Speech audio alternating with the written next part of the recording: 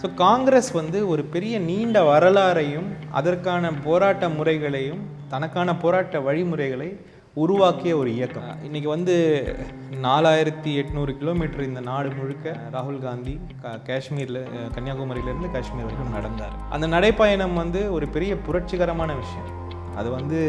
அது உருவாக்குன அந்த எனர்ஜி தான் வந்து இன்றைக்கி லோக்சபாவில் 400க்கும் மேலே நாங்கன்னு யோசித்தவங்க, ராம் மந்திர் கட்டி நாங்கள் இந்தியாவை அப்படியே ஆட்கொள்வோம்னு பேசினவங்க இன்றைக்கி வந்து 20 சீட்டு வித்தியாசத்தில் தான் நிற்கிறாங்க. அப்போது அது ஒரு பெரிய புரட்சி.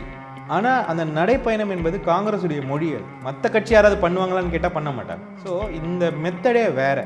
நாங்கள் அதை நிறைய பண்ணலைன்ற அந்த குற்றச்சாட்டை நான் ஏற்றுக்கிறேன். இதே போராட்ட முறைகளை தான் உபயோகப்படுத்தணும்னு கிடையாது. காங்கிரஸுக்குன்னு சில முறைகள் உண்டு.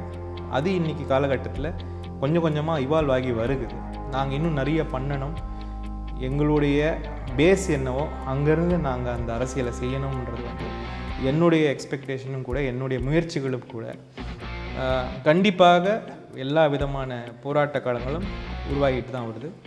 இந்த நேரத்தில் எங்களை வந்து வழிநடத்துவதற்கு ராகுல் காந்தியை விட ஒரு அருமையான ஒரு நபர் இருக்க முடியாது. நிச்சயம். ஏன்னா அந்த நடைப்பயணத்திலேயே நாங்களே சொன்னோம், வேண்டாங்க, உங்கள் குடும்பத்தில் 2 பேர் போயிட்டாங்க, இதே மாதிரி சொல்கிற பேச்சு கேட்காம போயிட்டாங்க, நீங்கள் பண்ணாதீங்கன்னு சொல்லும்போது கூட அவர் அதை விட்டு பின்வாங்காத, அப்படி ஒரு நிலைமை வந்தால் அது போகட்டும் அப்படின்றது தான் அவருடைய ஒரு பார்வையானது. அவருடைய உண்மைத்தனமான அந்த நடைப்பயணத்துக்கு மக்கள் வந்து இது கொடுத்தாங்க.